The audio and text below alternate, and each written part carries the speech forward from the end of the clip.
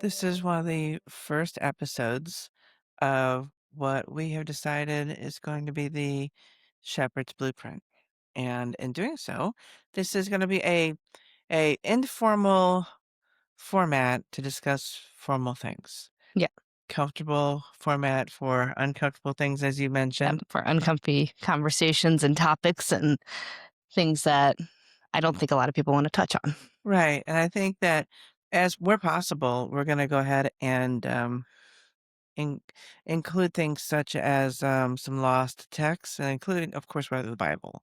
The Bible is the primary reason for all of this. But, also there's some lost texts, To take into consideration to yeah, see how it plugs in with the what we all know to be sound. right.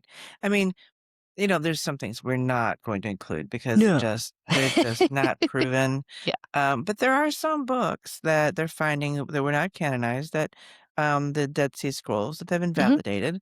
Um And they've been proven through archaeology, and they actually, when we read them, they seem to plug in holes. Yeah. And then whenever those holes are plugged in, all of a sudden the Bible has even a better and deeper context. Not that the Bible can be improved upon because it cannot, but when you have the full context and you have the rest of the information, it just makes it deeper and richer. Would you agree?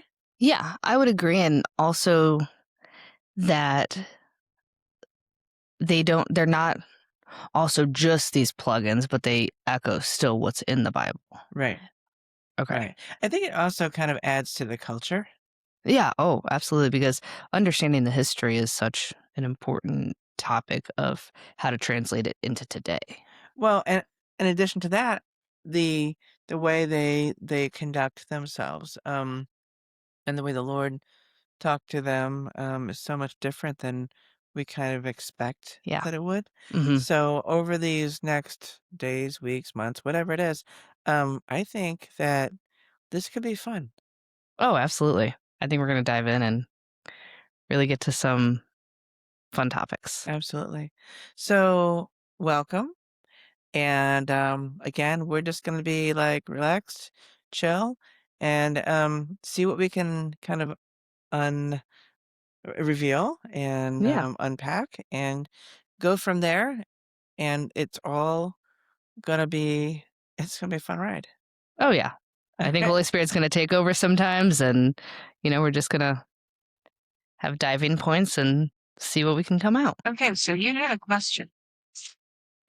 What was that question? Yeah, so I think um first one for starting out is who God is, what God looks like today, how he talks to us, communicates with us. I mean, the God of the Old Testament was obviously taught to everybody differently than what Holy Spirit does today, and the idea of Trinity, three in one, and just what God looks like today. Okay, from your generation, what does your generation believe? Oh, I think there is a massive range of things because there's now there's the brick and mortar. You know, this is what God is. There's Catholicism. There is, and by that I just mean that it's a lot of different layers of like to get to God. There's Christianity. There's lots of different layers of Christianity of like Baptist, Methodist, right, Pentecostal. There's not denominational. There is. So what is your generation think God is as an entity, and how he interacts? What your generation when they say I'm praying to God, what is that? That's this ethereal thing. What is it? Yeah, I mean, I guess it wasn't such a hard question for me to answer because like I've known God since I was a little well. Yeah, and like we'll probably get it a bit of more arguments later, but like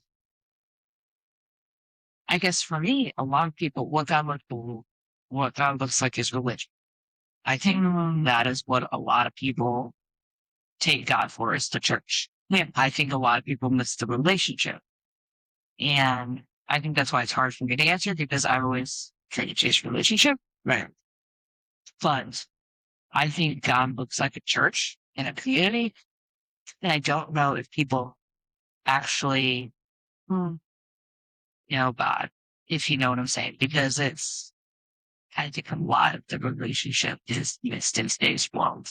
And even my generation, because I think people were like, well, yeah, I know God. They've been down, but like, let's go. I'm going to go to heaven. I'm like, decent person. See, that's not what the Lord's looking for. He's not looking for you to believe. Right. He's not looking for you to identify that he exists. Okay. I think you said not to believe in him, Uh-huh. not to believe in faith, or not to believe in the religion of him.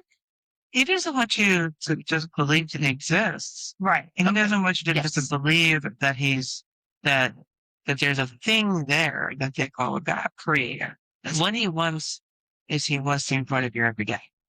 Yeah. So this is the God that created the universe, the stars, the constellations, the every blade of grass, every essence of our existence wants to be part of your every single day.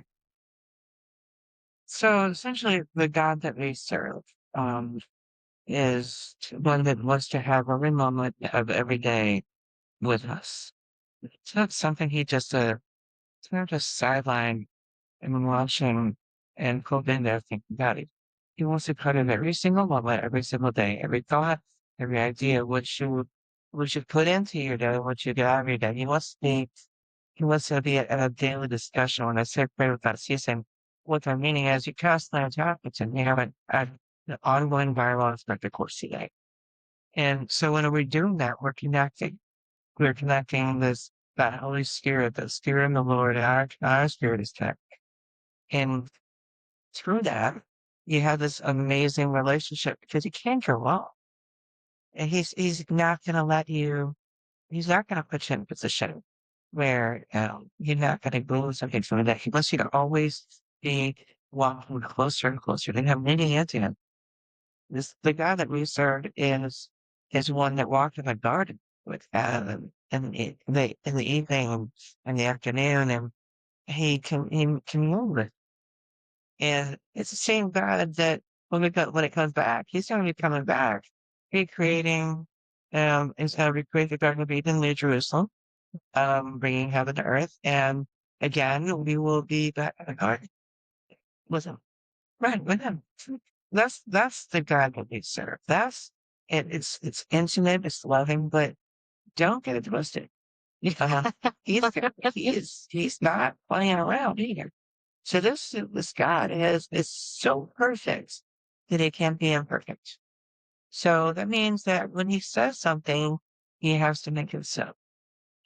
Right. He can't go back on his word.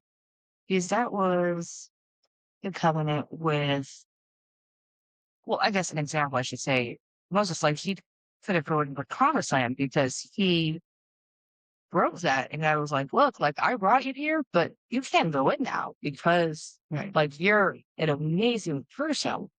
However, I can't go back from my word. Right. Right. And so the Lord makes ways for his people to get back to him.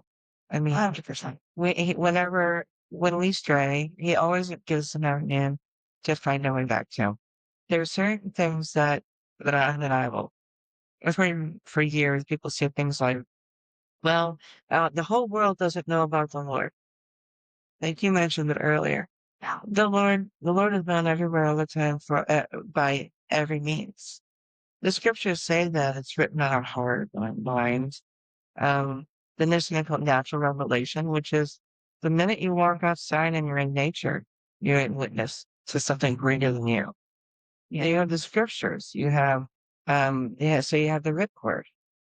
So the Lord has given us an awareness of who he is and his character through what we see, what we hear, what we read, and what we experience in life. Does that make sense? Yeah. He does it in multiple facets. So that way it can't be essentially he gives learning to all different types. It's undeniable. Yeah. I mean, he really does make it sticky proof. So, so there's no one who could say that it didn't know. Yeah. I mean, the mere fact that we know right from wrong tells us there's something innately involved inside of us that gives us a guidance that doesn't come from the world. The world is such a mess that the guidance doesn't come from the world. So the guidance inside of us, our conscience comes from a place of an inner knowing that's connected to something higher than ourselves. That makes sense? Yeah. So this is the Lord that we serve. This is an amazing God. Now you get into the whole free will argument and well, if he's telling us what to do, he's not telling us what to do. What he's doing is he's giving us an opportunity to do what we are designed to be doing, which is purposed for us, which is going to serve us the best, but also serving him the best. It's for a greater, grander, more glorious picture, glorifying the Father and bringing forth anything that he had already set in motion to come to fruition. Yeah. Or we can be in complete and utter rebellion, go against him. I mean, that's a choice. 100%, and then it will not work out in your favor. No. So, but he doesn't take the choice away from you. Well, and I think that's really an interesting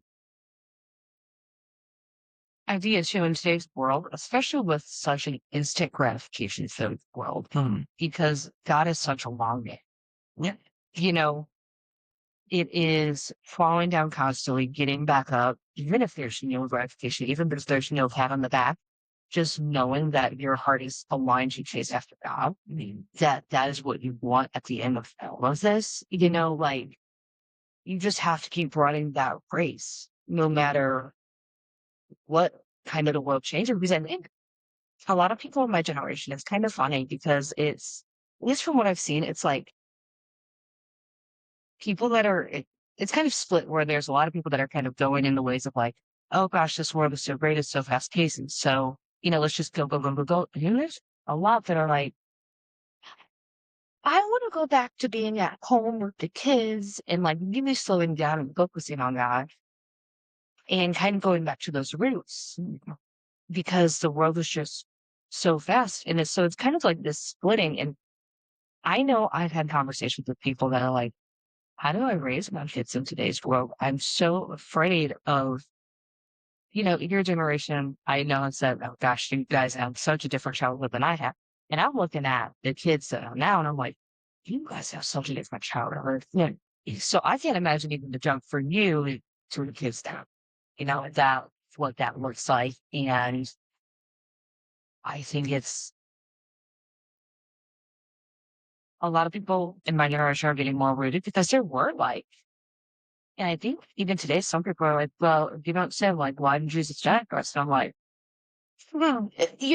I don't think people understand the weight of what Jesus went through for us. Well, I mean, when you look at the entirety of a picture, people don't understand where we are, period. Yeah. Okay, because there's been such a mockery made of what God has got to offer. There's such a soft pattern of what it is and what it means to be a sinner. And there's been such the fact that people call them Christians when they don't even know the character of the Lord and call themselves Christians. It's so muddled. Everything is so muddled. It's a mess. Then you have, well, and I hate to say it, but Christian witches who basically wear a cross around their neck and then they walk around telling everybody else how to live their lives and they're praying that happens literally for trying to put that into action. That's not God has a voice. God wants us to follow their calling that was laid on each individual person. And then through that, all things will come. So how is your generation supposed to have anything as far as concrete decision making when you don't even know what Christianity it is? Christianity is such a mess. What you're describing actually is um the division between the faith and the faithless. Yeah. Those who are truly wanting to run around and chase the world, and where you have others that are wanting to settle in to a smaller slower pace. We're not designed to be running around, racing around, doing all the things that we do all the time. Just when our minds are so consumed with all that we have to do and where we've got to go and what we're doing and how to respond and all the text messages and the phone calls and where we have to be and how to keep up with the Joneses and making sure everything looks trim and proper and making sure that our nails are done and their hair is done and their wardrobes are all perfect and yada, yada, yada. All of the garbage that consumes our thought processes all the time takes up real estate in our brain so that there's not a room for the Lord to speak into our lives in order to give us the direction that He wants to give us. I mean, when we take a moment and we actually ask the Lord what it is He wants for us, if we did it every morning, afternoon, and evening, you'd find that everything that He provides to us and the direction He wants to go in is completely opposite of what we want. Yeah. Yeah. Because it's fighting that flesh Mhm. and the idea that you have to put down. And I say that, but it's so interesting because once you start following that, I think it's really hard at first to be like, but I want it. And it's not bad, Right. but yet it's not what you're supposed to do.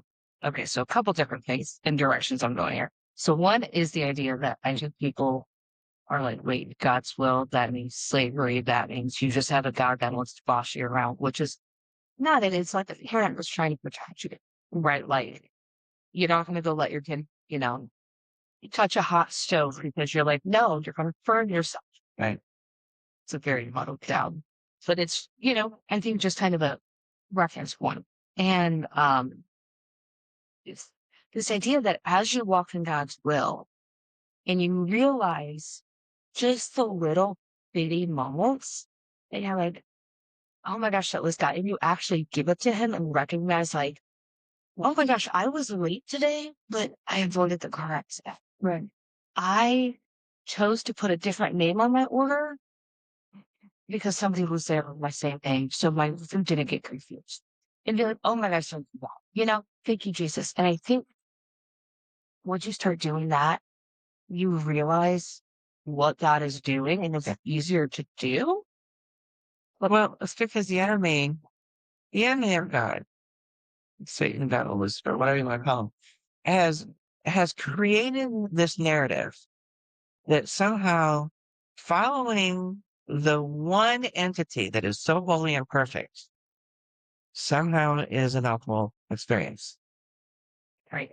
So to say that he steals our will is so backwards because he's offering paths that we could not even imagine are available to us. Right. He's illuminating opportunities that are not available to us in our own doing. Yeah. They wouldn't be made possible by our own ideas. Right. He would like to make connections to people that we under our own power would not even interact with on a regular basis. Yeah. So yeah, what we're doing and when we follow our own will is we're handcuffing ourselves to what we can manifest out of our own desires. But what God is doing is He's offering out His will, and His will is greater and more portioned than anything we can conceive of. So He's saying, you can have that, but I can give you this. You want a grape, or I can give you a vineyard. Right. Do you want a piece of bread, or would you like a bakery? Yeah. If he says, have at it. That's your grape. Take it. That's your piece of bread. Take it. Or you can have a bakery and a vineyard. Right. So, I mean, your generation. Oh, and then you also mentioned something about the splitting with when you're talking about the ones that want to run fast out all the time, Yes. and those who want to Yeah. stay at home and have a slower paced life. That slower paced life is where it's at. It's the Martha and Mary story in the scriptures. Yeah. One's very, very busy, always active, trying to please, trying to make everybody, feel comfortable. Then there's the other one that sits at the feet of Jesus and just sits quietly waiting for the information to come. Absolutely. We're supposed to be on the quieter side of things, waiting for that information to come because then we can receive what it is that He has to say. When we're rushing around, we're not listening. But it's in those quieter moments that when you actually get to feel and experience the Lord. See, a relationship with the Lord isn't just going to church on Sundays. It's actually feeling him. It's feeling his acceptance, his love. It's his peace. We can't manufacture our own peace. No, not at all. We have to grab his. Yeah. Because there's no peace on this earth. I don't care how many times you're praying for it. I don't care if you have a beauty pageant or beauty pageants out there saying, I wish for world peace. You can't have 150,000 of them running around all wishing the same thing. It's not going to happen because this world is run by the enemy. And when the world is run by the enemy, you cannot have peace. So you have the quiet moments and you have the opportunity to sit with the Father when you have your family around, and you're sitting there having dinner and you're praying, and all these wholesome moments are designed to connect you with the Father. And when you do that, you find God's peace. Yeah. Does that make sense? It does. And I think one thing that we could see to hit on more would be, how do we hear God today? Because I think so many people don't know how to listen for God, or don't know to, I kind of like to think of it as like, the baby Christians, the ones that are just getting into it. We're like, okay, maybe. But like, so they go to church, they listen. And again, no church, but like, to feel the Holy Spirit, to feel, to know, oh my gosh, that's it's God talking to me right there. Like, because it's not this like large thundercloud that comes over and is like, hey, do this. It's something much I different. need to have an entire discussion about that. And we can break these up into less and make it greater and more expound upon them more, because the whole conversation about whether or not God is talking to you, how do I know if that's really him? Yeah. That's a major deal today, because God is always talking. We're just deaf. And by doubt, what I mean is, people say, well, what does that mean? Well, is it just my imagination? Is that a fluke? Was it a coincidence? They reason it out. Yeah. Or I'm sure that's what you needed to see. Right, I can't stand that patronizing right, of God, because again, it's like, no, my Father is talking, right, and you want to tell me? Sure, let's just right. I Right. can get a little heated about that one. It's minimizing the Holy Spirit. Absolutely. And that's something we need. The enemy wants us to believe that the guy doesn't talk anymore. All of a sudden, the guy's mute. Okay, but we all know that we have these experiences that are just too coincidental to be coincidental. They're too amazing. They're too transforming. They're too changing of our inner belief system. They're just too. Yeah, there's too much to have some simple answer. Absolutely. It's grander, and it modifies our thinking, our abilities to comprehend, our changes sometimes the trajectory of our lives. Absolutely. One decision. Right, one decision. We are one decision away from a lot of different directions, that some good, some not so great. So to minimize what God is saying, hey, over here a second. There's something I want you to see. There's something I want you to experience. There's somebody over there who needs you to say, you know what, God sees you. There's somebody over there who is really feeling alone right now. And then people say, oh, well, isn't that sweet? Like, stop. Yeah. Stop. So when we take a moment to recognize what it is that God is saying, and we start trying to exchange it away, Yes. the Lord will start giving us more of what we're asking for of Him. Why would He keep coming at us and offering more of Him if we are rejecting what He's offering? Oh, 100%. I would agree with that. I mean, if I was giving advice to somebody and they were like, I'm going to do the opposite, Right. like me as a person, I'd be like, "Oh, okay. And if we are made in the image of God, then why wouldn't he feel those same emotions? Sure. See, here's what people start coming from when they say, but there's the one. God always chases the one. Then And Jesus chases the one. Yeah, okay. So He does. He chases the one who He knows whose heart is for Him.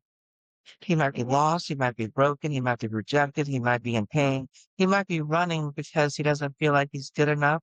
He might be running, or she might be running because there's not a father figure or mother figure or family figure that's ever accepted them as who they are.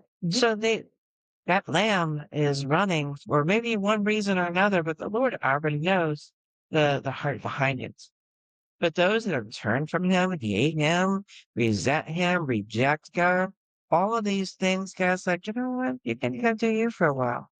And then when you decide that what you're doing is no longer working for you, you let me know and I'll see what we can do because I'm not letting go of you. You're letting go of me.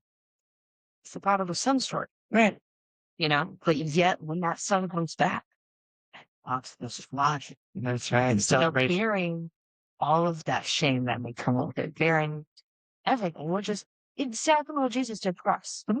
I mean, you get down to what happened to him, yeah. Right. It's brutal. Yeah. But yet he was, I think there's so much too whenever you're like talking about acceptance, because I think acceptance is such a watered down term in today's society. Because you have a bunch of churches that are saying, oh, we accept everybody. And Mhm. tolerance and acceptance are two different things. And Jesus is going to come love you where you're at as long as you open your heart to him. But that doesn't mean to stay where you're at. And I think that's, see, when you talk about being broken and Jesus and God chasing after it, I think that's so true. But it doesn't mean to stay in your brokenness. And there's so many different examples of what brokenness could be. Trauma, you have to get it to God and be willing to not sit in that trauma or, loneliness, whatever it may be, and choose to walk forward towards him, Right. to have that relationship. Because as much as he chases us, we also have to chase him in return to get that, right? Right. So the acceptance portion of it, that's a hot button issue because of all of the triggering effects of this society today. But the Lord accepts us where we are at any given time, for any reason, regardless of what is happening in your world.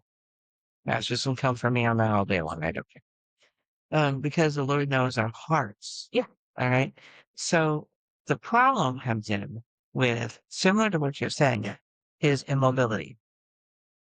So when you choose to go into a church or enter into a relationship with the Lord and say, I love you, Lord, but I'm not willing to serve you. I'm not willing to listen to what you have to say. I'm not willing to accept any of the words that you placed on my heart. When you say, Lord, I love you so much that I'm going to keep doing all the things that are repulsive to you. Lord, I love you so much, but I'm going to keep coming back to you and ask you for the same thing over and over again, but I'm not willing to change my ways. There's a problem with that. 100%. There's a problem with that. Now, as a minister and a pastor, everybody's a sinner. We're all sinners. I'm a sinner. You're a sinner. It's a huge club. Right? And as long as you're working to better yourself, and I'm not talking self-help, I'm talking about listening to what you're supposed to be doing in your spirit, listening and reading the scriptures to know how to renew your mind and renew who you are. And you're walking closer and closer to becoming more like the character of the Lord, more like what the expectations are for somebody who is truly loving God and wanting to be part of the sanctification process. Because God's not going to drag you kicking and screaming into heaven. He wants you, he wants you to walk with him hand in hand and say, no, I love you. And let's do this together. And he's not asking for perfectness as soon as you accept him into your heart.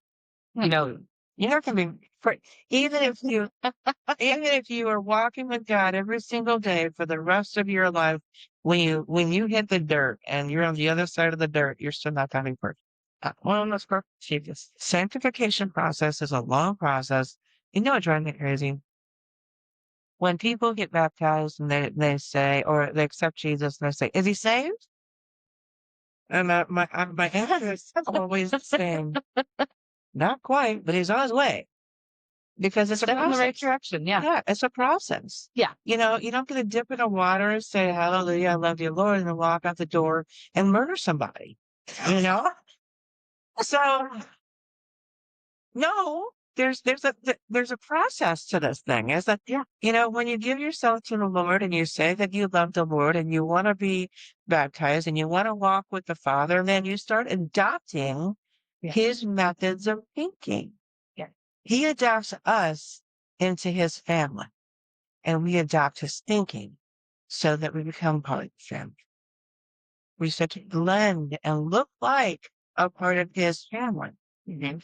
He adopts us and we start to look like him, feel like him, sound like him.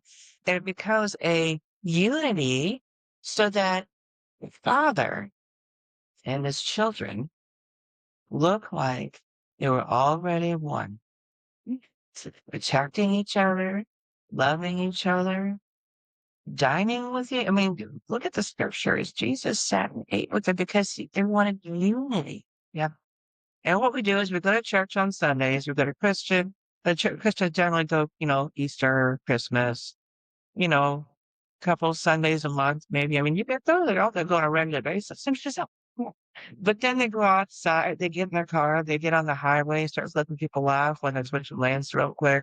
That's, you know, they start cussing out their kids whenever they're mad. They start saying things to their spouses that Jesus wouldn't say to them. No. They start, you know, looking at attributes of other people and judging them. Yeah. Um, and then say that they're Christian. Right. That's garbage.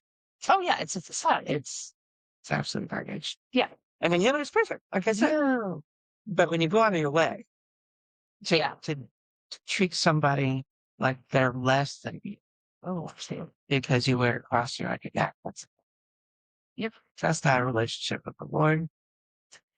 No, if anything, in my opinion, that's what drives people away from knowing God because they're like, look, that's what a Christian is. I'm out. Right. You know, which is so incredibly sad for me because I see people that have been like, yeah, I haven't gone to church because of XYZ happened. And I'm like, you know, even if it didn't happen in a church, we're not talking like strictly church hurt here. If it's they see something with the cross, that's an automatic identifier as Christian. And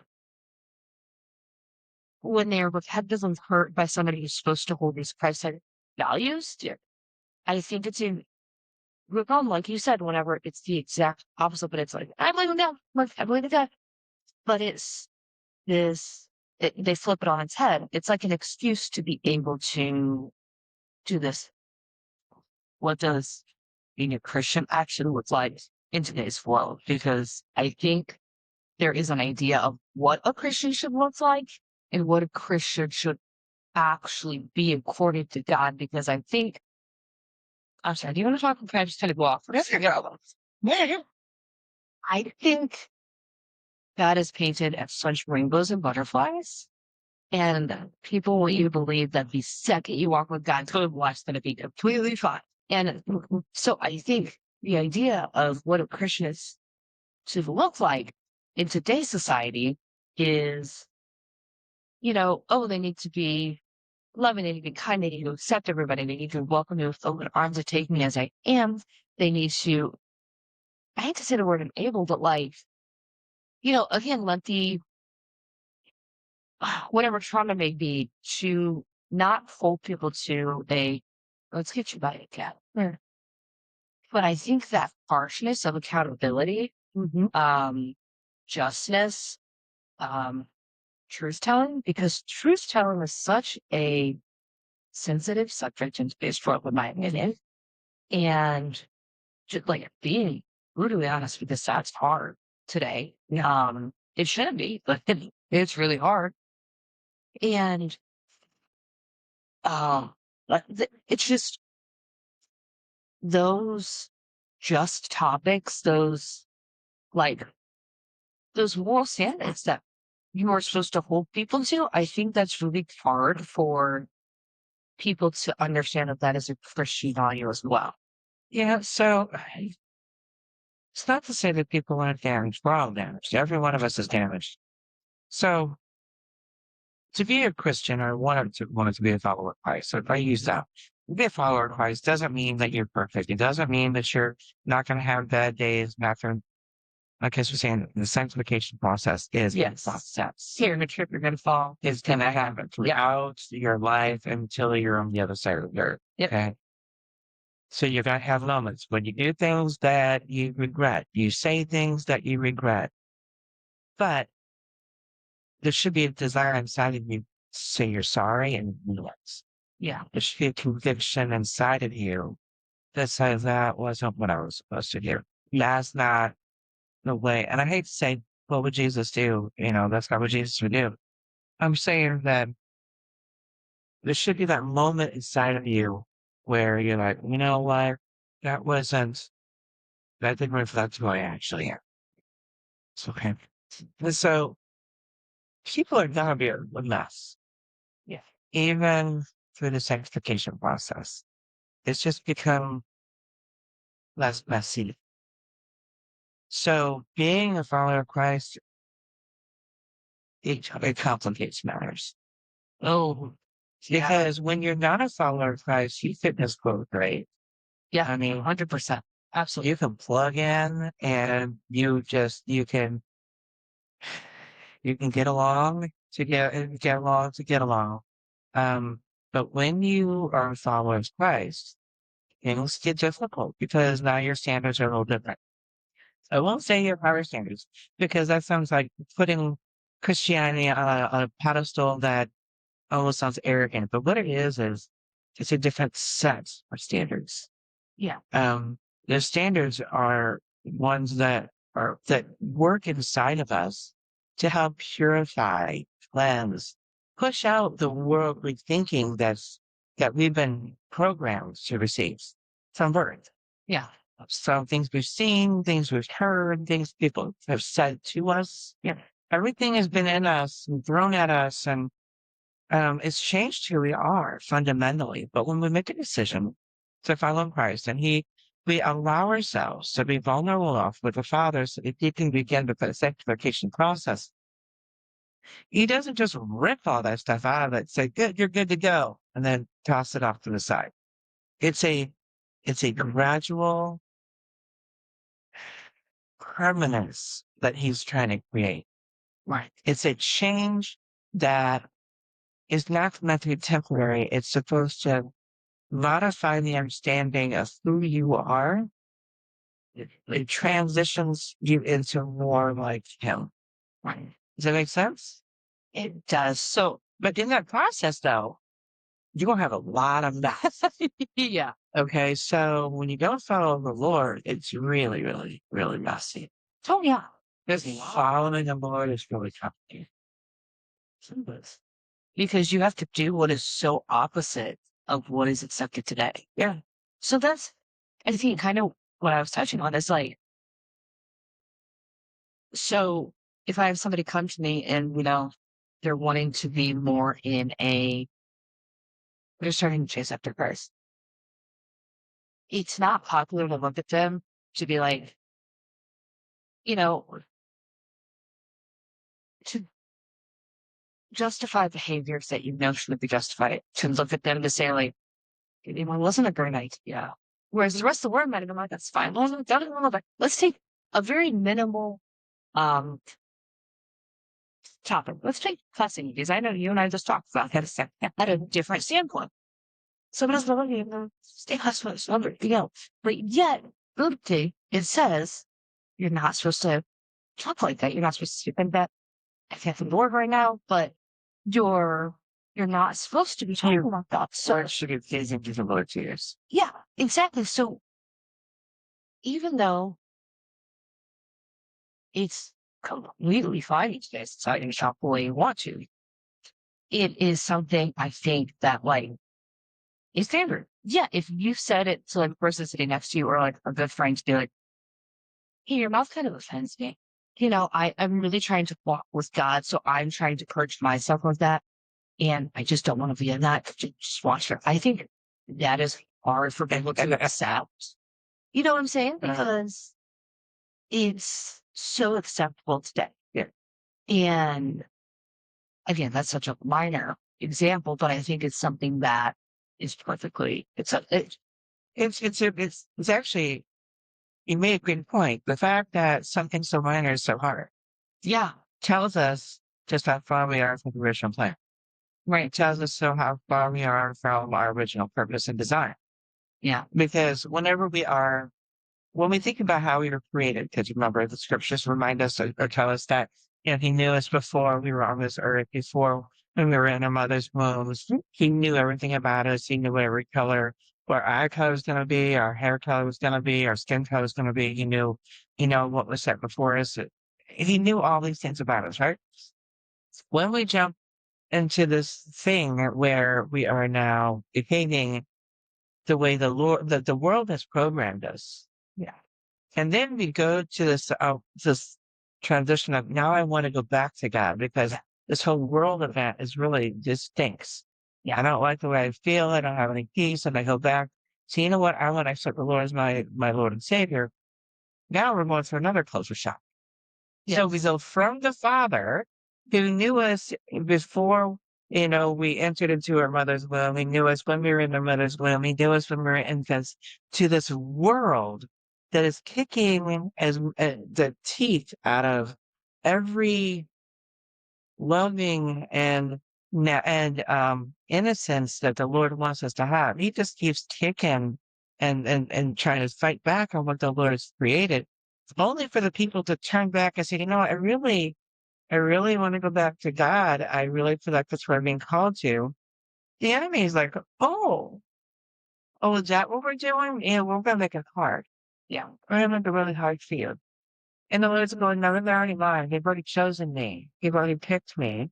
This is what they're choosing, and I'm gonna defend and protect. So see, the battle isn't even ours. Right. Scripture tell us that the I battle. was thinking about that. Yeah, it's the principalities and powers. Yeah. It's the things that are going on in the second in heaven. It's the battle zone, and we're just down here reacting to it. Right. So we have to remember that again, we are human beings. Yes. But we are first spiritual beings. Right. So we're spiritual beings in a meat suit called humanism. It's human. It's a human experience, but we are responding to the spirits Yeah. inside of us, which is connected to the Father through His Holy Spirit that never leaves us, never forsakes us, never walks away and says, I'm done with you because you're acting like a fool. He never says that I hate you.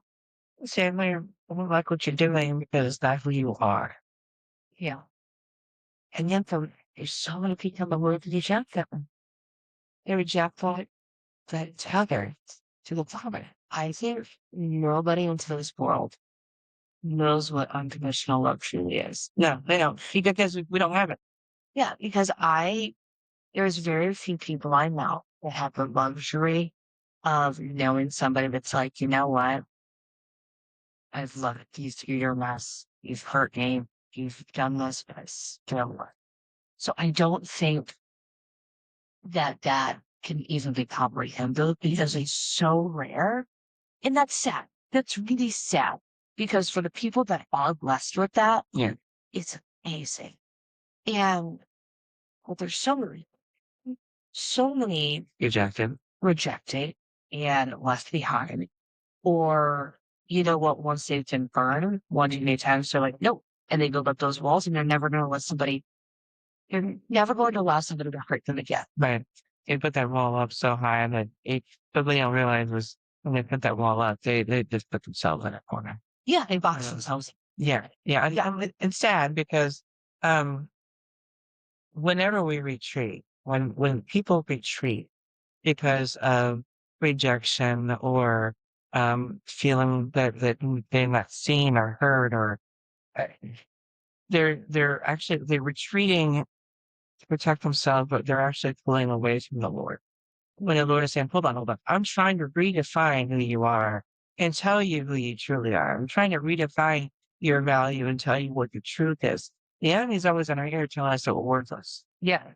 Always telling us that you can't be loved. Nobody's going to love you. Nobody, do you see who you are? Do you see what you've done? If they knew who you were and what you've done, there's no way you'd be loved and accepted. But the Lord that we serve is completely the opposite. It's the God of this earth, that little g, the devil, the Lucifer, Satan, whatever you want to call him.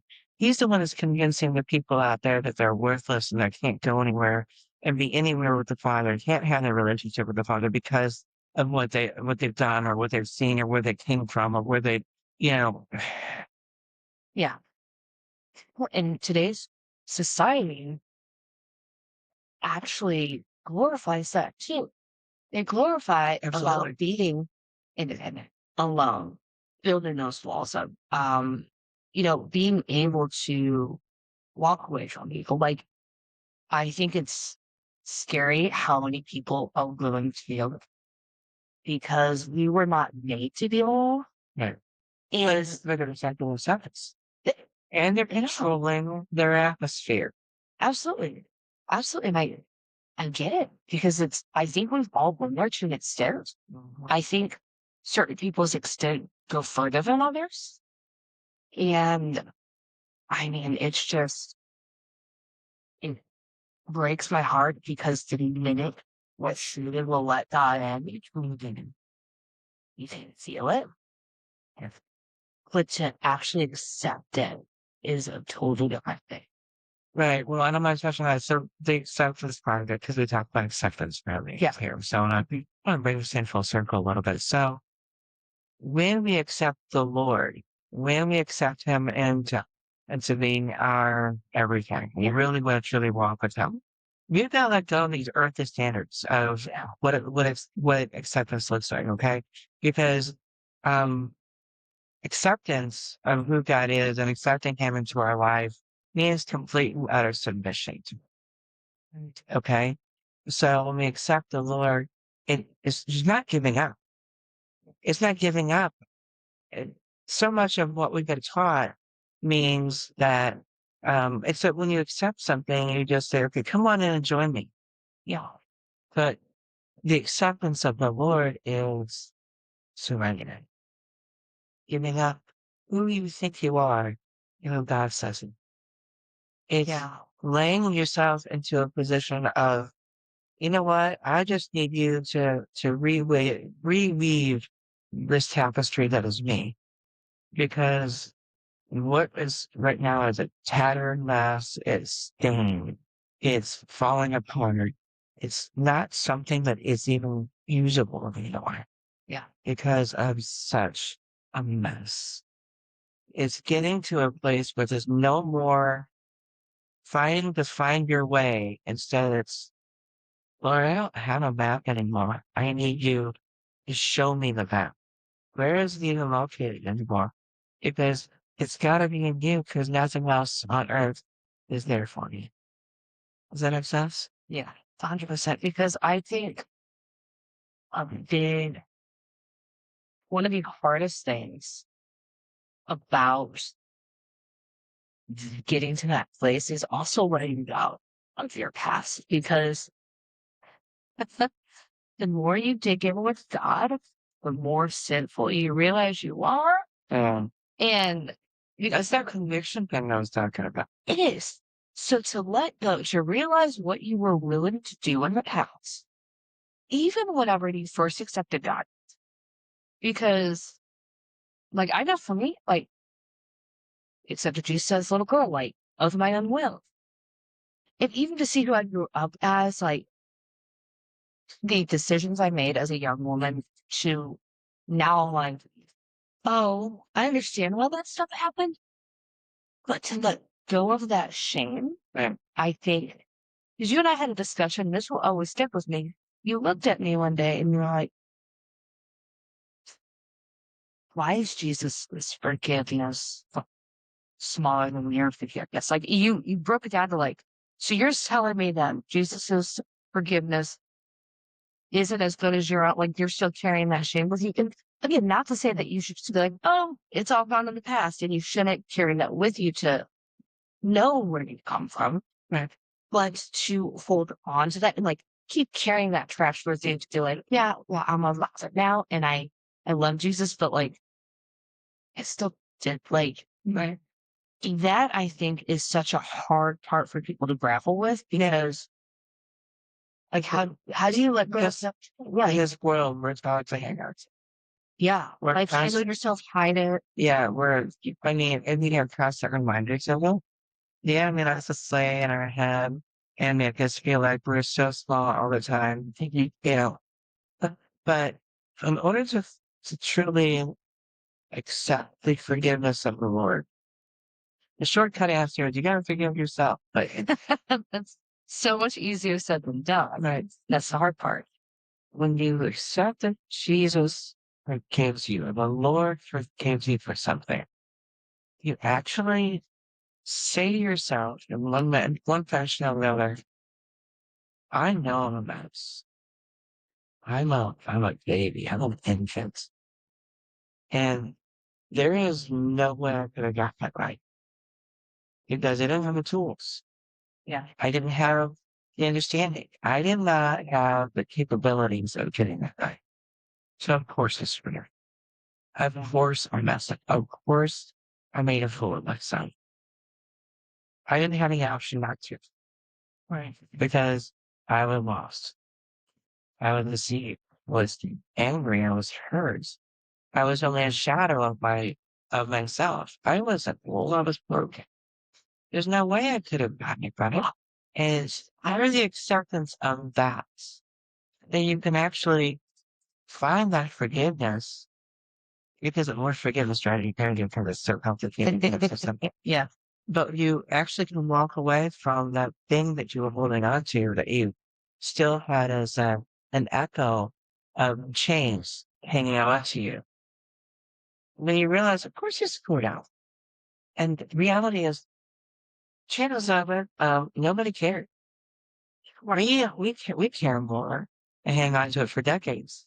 And chances are the person that you, unless you really hurt somebody badly, you've already forgot. Yeah. But you bind yourselves to it. Yeah. Since I think it does because another thing that I think is kind of beautiful about knowing about the past is because, well, like not hanging on to it, but still remembering it is like you learn. So when that situation occurs to you again, you can be like, yeah, I know how not to act cool this time, Yeah. because Well, again, that's part of the sanctification process. yeah, Because you change as a person, you grow as a person, and then you know how to respond because you got wisdom and discernment. That only comes through the Father. You can't have wisdom and discernment without the Father because anything else comes from this world. And again, it's pretty jacked up.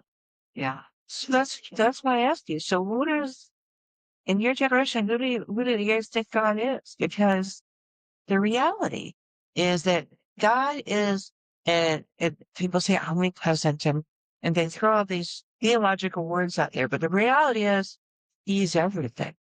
yeah, He is perfect in every way. He can't be wrong. It's not a possibility. He created all things. Therefore, there is nothing that is above Him. So there's nothing to measure Him against. yeah, Because there's nothing to measure Him against, He cannot be incapable of anything. yeah, He's holier than holy. He's beyond that word. He's beyond the English language. anything we would say, anything we would stop. Right. So, and this whole thing about going in the church is to have that experience with the Lord. It drives me crazy because you can experience it every day, morning, noon, and night. You experience him the good time and the bad. You experience him whenever, regardless of the mindset you're in. You can experience him whenever you are in the most sanctified place and the dirtiest of ditches. That's the God of Missouri. Yeah, He doesn't have criteria. no, He desires hearts. He desires to know your love for him. He wants you. That's the biggest commandment. If you threw everything else into a secondary category, if you had one category, this is the one thing that I need to focus on. He wants you to love him with all your heart, mind, body. Yeah. To truly sink into what he has to offer, to see what his pathway looks like, to see what he says you are, and it's who he says you are, and he says, and he'll tell you where you're best assigned to be, and what that looks like, because the world's just throw you off the path every single time. It'll kick you in, it'll rock your bowl, it'll knock you out, but the Lord wants you. Yeah, and he protects you. Says, no, this is your path.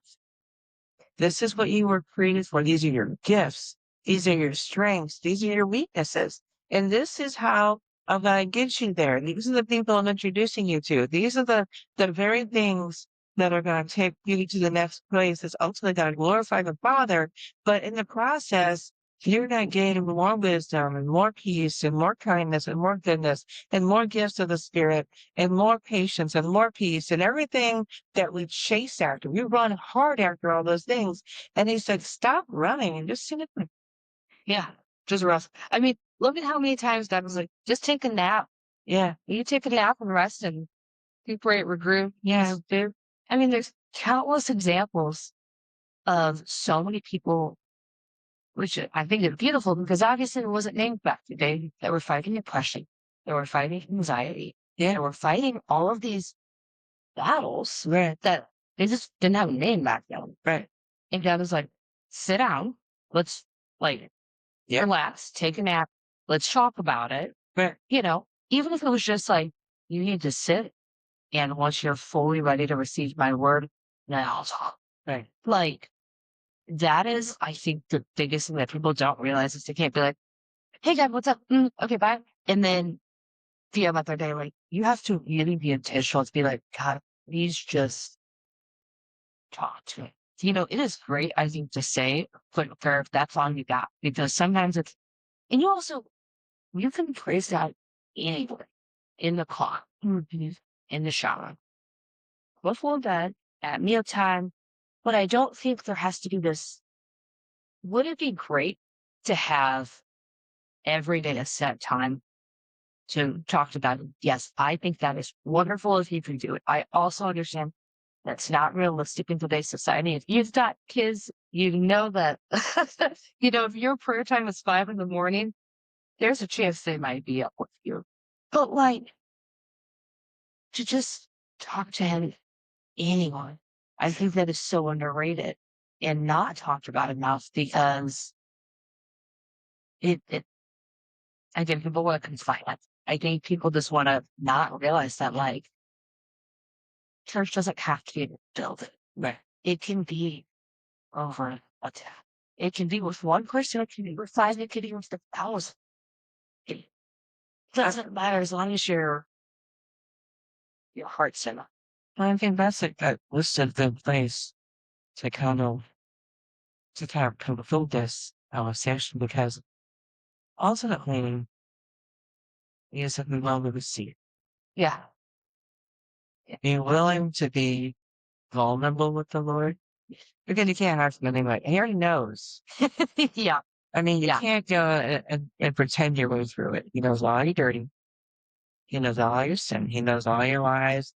He knows what you're doing behind that closed door. He knows about every drink you ever had. He knows about every innuendo. He knows about every indiscretion and everything you thought. Yeah. You can't hide.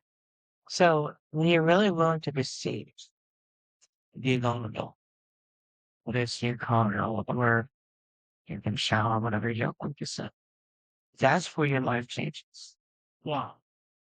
Yeah. That's He drops a ton of bricks on you. And it's like, yeah, well, it's memorable. It's when you start feeling the release. yeah. That's when you start feeling like peace is attainable. There is a Father, and we are going to close something. All I gotta do is keep digging in and getting quiet, breathing through it, recognizing This world is not meant for peace.